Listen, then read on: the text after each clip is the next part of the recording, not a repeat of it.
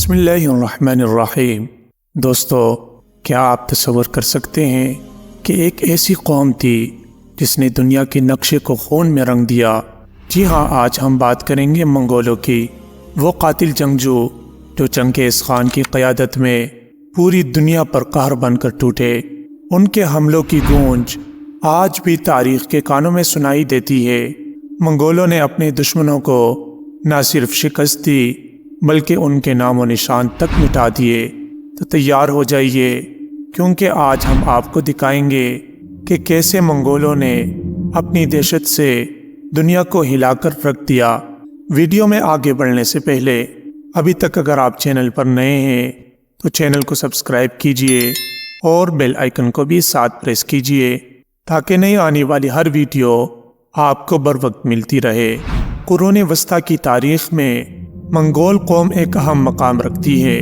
یہ وہ قوم ہے جو صحراؤں اور میدانوں کی خاک جان تھی، سخت جان اور بے خوف جنگجو پر مشتمل تھی۔ ان کا سب سے بڑا ہتھیار ان کی بے مثال تیز رفتاری اور جنگی حکمت عملی تھی۔ منگولوں کی تاریخ کا آغاز تقریباً 12ویں صدی عیسوی میں ہوتا ہے، جب یہ قوم وسطی ایشیا کے وسیع میدانوں میں بکھری ہوئی تھی۔ منگول خانہ بدوش قبائل پر مشتمل تھے جو اپنے گھوڑوں اور تیر کمانوں پر بھروسہ کرتے تھے۔ ان کی زندگی کا اہم حصہ جنگ اور شکار تھا۔ ان کا سربراہ چنگیز خان تھا، جس نے اپنی قوم کو متحد کر کے دنیا کی سب سے بڑی سلطنت کی بنیاد رکھی۔ چنگیز خان، جس کا اصل نام تموجن تھا، منگولوں کی تاریخ کا سب سے بڑا نام ہے۔ اس نے اپنی نوجوانی میں اپنے والد کی موت کے بعد منگول قبائل کو متحد کرنے کا عزم کر لیا۔ اس کا مقصد صرف منگولوں کو متحد کرنا ہی نہیں تھا، بلکہ اس نے دنیا کو فتح کرنے کا خواب بھی دیکھا۔ چنگیز خان نے منگول قبائل کو ایک مضبوط فوج میں تبدیل کر لیا۔ اس کی فوجی حکمت عملیوں میں سب سے اہم تیز رفتاری اور سرپرائز اٹیک تھا۔ اس کی فوج چھوٹے چھوٹے دستوں میں تقسیم تھی جو برق رفتاری سے حرکت کرتے اور دشمن کو چکرا کر رکھ دیتے۔ منگول فوج کی سب سے بڑی خصوصیت ان کی گھڑ سواری اور تیر اندازی کی مہارت تھی۔ چنگیز خان کی فتوحات کا سلسلہ 1206 عیسوی میں شروع ہوا، جب اس نے اپنے اولین دشمنوں کو شکست دے کر منگول ریاست کی بنیاد رکھی۔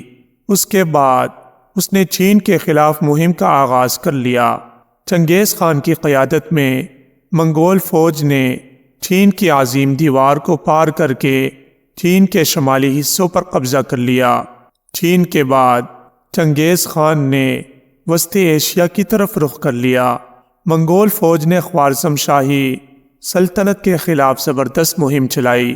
اس جنگ میں منگولوں نے اپنی جنگی حکمت عملیوں کا بھرپور استعمال کر لیا اور خوارزم شاہی سلطنت کو نیست و نابود کر دیا۔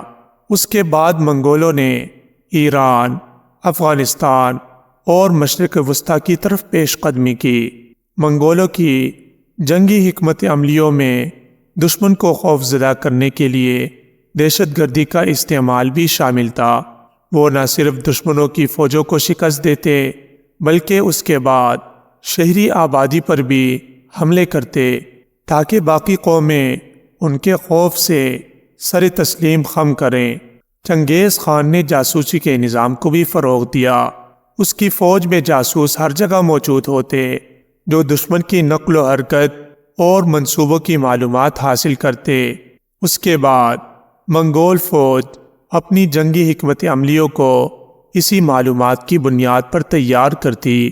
منگولوں کی ثقافت بنیادی طور پر خانہ بدوش زندگی پر مبنی تھا۔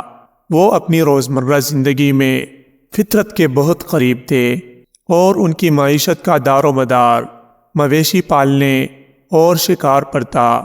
منگولوں کی معاشرتی زندگی کا مرکز یورٹ تھا، جو کہ روایتی گول خیمہ ہوتا تھا۔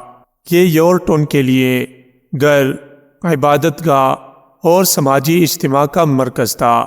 منگولوں کی ثقافت میں روایت اور خاندان کو بہت اہمیت حاصل تھی۔ خاندان کا سربراہ سب سے زیادہ عزت دار ہوتا تھا اور اس کے فیصلے حتمی سمجھے جاتے تھے۔ منگول معاشرت میں مردوں کے ساتھ ساتھ خواتین کا بھی اہم کردار تھا۔ خواتین نہ صرف گھر کی دیکھ بھال کرتی تھی بلکہ وقتاً فوقتاً جنگی ذمہ داریاں بھی نبھاتی تھی۔ منگولوں کے مذہبی عقائد میں فطرت کی عبادت کو اہمیت حاصل تھی۔ وہ آسمان، زمین اور پانی کی روحوں کو مقدس مانتے تھے۔ چنگیز خان کے دور میں منگولوں نے دوسرے مذاہب کے ساتھ رواداری کا مظاہرہ کیا، اور یہی وجہ ہے کہ منگول سلطنت میں مختلف مذاہب کے ماننے والے امن و امان سے رہتے تھے۔ منگول سلطنت کا عروج چنگیز خان کی قیادت میں شروع ہوا۔